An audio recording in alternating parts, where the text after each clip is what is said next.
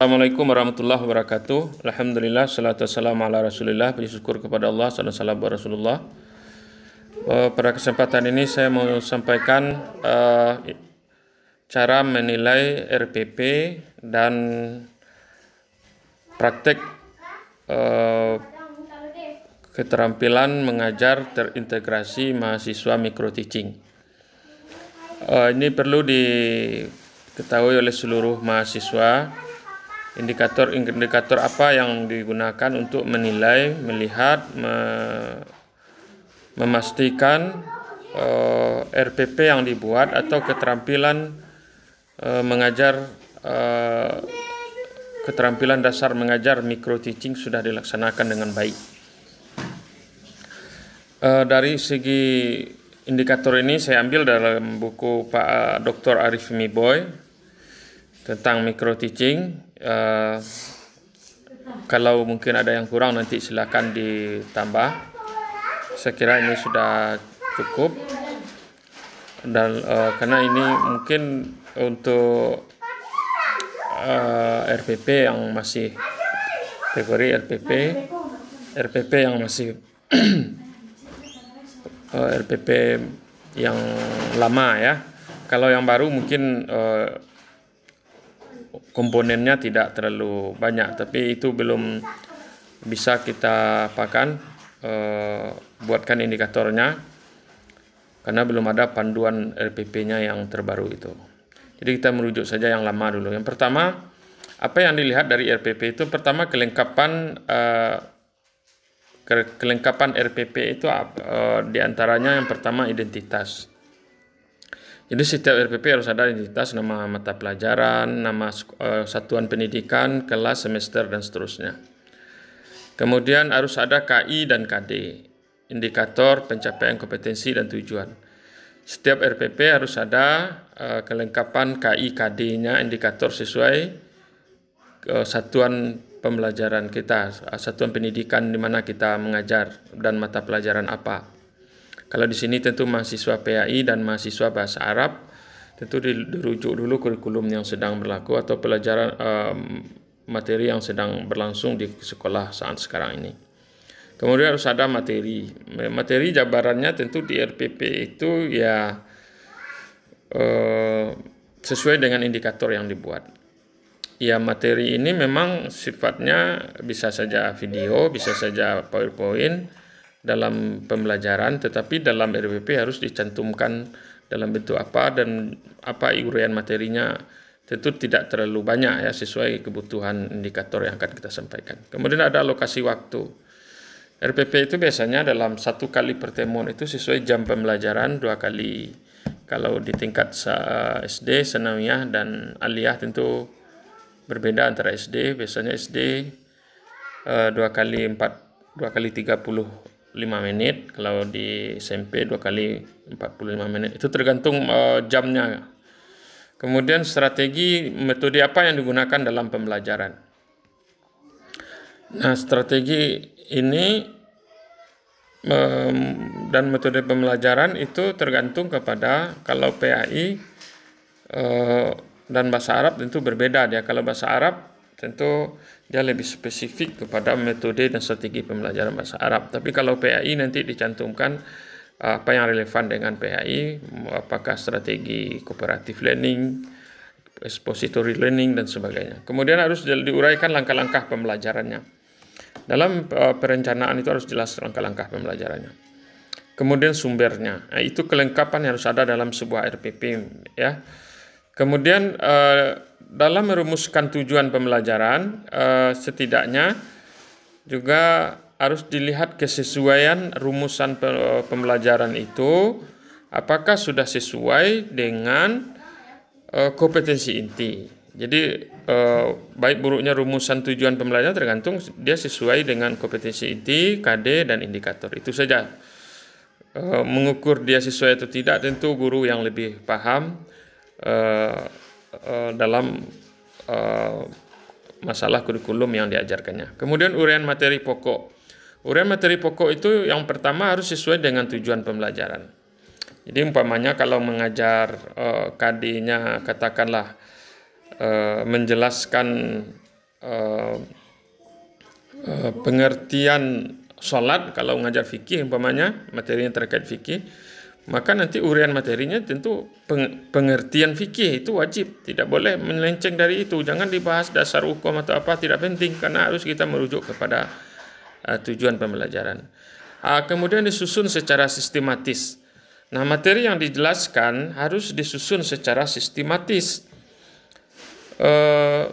Sistematis artinya kalau umpamanya pengertian sholat, itu biasanya sistematikanya pengertian itu ada pengertian bahasa dulu, baru pengertian istilah atau pengertian menurut para ahli, lalu diambil kesimpulan. Nah, itu sistematikanya. Dan begitu juga materi-materi yang lain. Tidak boleh sudah dijelaskan menurut para ahli, nanti balik lagi menjelaskan menurut bahasa dan istilah. Tentu tidak menurut kajian bahasa, itu tidak sistematis. Kemudian harus memberi pengayaan. Materi harus ada pengayaan yang relevan dengan kondisi-kondisi kita saat sekarang ini. Kemudian yang selanjutnya aspek-aspek yang dilihat adalah penggunaan metode dan strategi dan media. Harus dilihat kesesuaiannya juga. Kalau metode, strategi yang kita gunakan dengan tujuan, karakteristik materi. Ngajar bahasa Arab tentu metode dan strateginya sesuai karakteristik materi bahasa. Umpamanya kalau bahasa itu strateginya, kalau dalam bahasa Arab umpamanya apa, thoriqatul mubasyarah atau thoriqatul metode langsung atau untuk muhadasah, atau thoriqatul qiraah, metode qiraah, itu dia spesifik ke bahasa. Jadi karakteristik materinya harus nampak ya.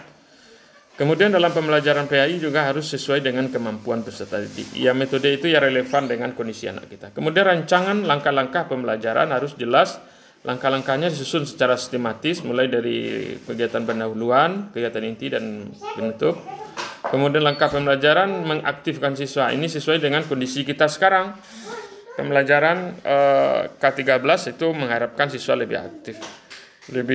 Siswa diharapkan ada aktivitas kegiatan yang bisa melatih motoriknya, melatih pemikirannya dan sebagainya. Kemudian bermuatan pendidikan karakter. Harus ada nilai-nilai karakter yang kalau dalam merujuk kepada Departemen Kementerian Pendidikan Nasional itu ada setidaknya 18 sampai 20 karakter. Kemandirian, kedisiplinan, kejujuran, agama dan seterusnya. Harus ada nuansa-nuansa karakter. Kemudian dari aspek penilaian, indikator hasil belajarnya harus jelas ya. Jadi sesuai dengan apa penilaian yang dirumuskan harus sesuai dengan indikator. Nah, indikator itu menjadikan nanti dia menjadi kisi-kisi, dan kisi-kisi dia dijabarkan melalui penilaian. Soal, apakah soalnya apa, bentuk esai dan seterusnya. Kemudian harus jelas jenis tagihan apa tagihan-tagihan yang diminta kepada anak dalam pembelajaran itu. Kemudian bentuk instrumen dan seterusnya, alokasi waktu yang tersedia. Nah, saya kira itu panduan dalam memastikan RPP yang saudara buat sudah sesuai dengan indikator-indikator yang saya jelaskan ini. Saya kira itu. Kemudian setelah RPP-nya sudah fix dan sudah jelas, semua kelengkapannya sudah ada, kemudian rumusan tujuannya sudah jelas, materinya sudah ada, kemudian penggunaan metodenya sudah relevan, rancangan langkah-langkahnya sudah sistematis, mengaktifkan siswa, kemudian ada penilaian, maka selanjutnya yang perlu dilakukan adalah ya praktek. Silakan praktekkan. Nah, dalam praktek kita sudah bahas itu secara terpisah masing-masing keterampilan, mulai dari keterampilan membuka, nanti ya dilihat keterampilan membukanya ada enggak. Nah, kalau ada komponennya lengkap enggak. Nah, dalam menerapkan komponennya apa? Umpamanya keterampilan membuka itu menarik perhatian siswa.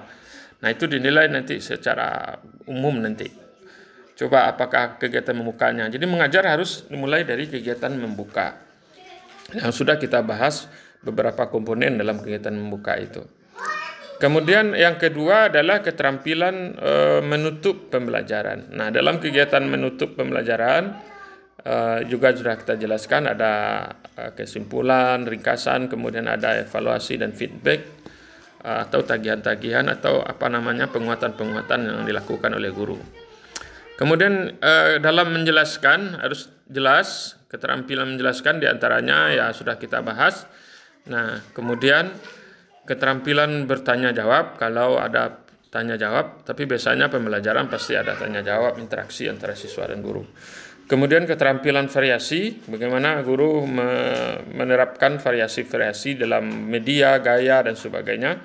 Kemudian yang keenam adalah keterampilan memberi penguatan. Ini harus ada pemberian penguatan. Penguatan ini ya tidak semua materi yang kita sampaikan harus diserap oleh anak kita. Ada hal-hal yang perlu digarisbawahi, perlu dipertegas supaya anak-anak kita setelah belajar itu dia memiliki pemahaman minimal dari apa yang kita sampaikan. Kemudian keterampilan mengelola kelas dalam suasana normal, nanti ada pengelolaan kelas, bagaimana keterampilan guru menyiapkan, memperhatikan, mengatasi peristiwa yang tidak ingin terjadi atau menyelesaikan masalah-masalah yang terjadi pada anak kita. Kemudian yang ke-8 adalah keterampilan membimbing kelompok. Itu yang kita bahas dalam mikro ini, sistem berdasar. Walaupun dalam aspek di dalamnya itu sudah banyak yang kita bahas, jabarkan. Nanti lebih spesifik tentu kita akan buat juga video khusus untuk nanti. Nah, barangkali ini yang bisa saya sampaikan kepada saudara untuk memastikan RPP yang Anda buat mohon dinilai sendiri. Kemudian boleh di-share ke kawan untuk menilainya, atau nanti kita akan berikan penilaian dari RPP berdasarkan panduan yang sudah kita buat tadi. Barangkali itu saja termasuk RPP-nya, kemudian praktek mengajar. Oke, saya tunggu video yang akan kita coba review bersama. Nanti siapa yang mau menyerahkan dulu, nanti setelah diserahkan 1 atau 2 orang kita coba mereview bersama-sama berdasarkan instrumen ini. Terima kasih. Assalamualaikum warahmatullahi wabarakatuh.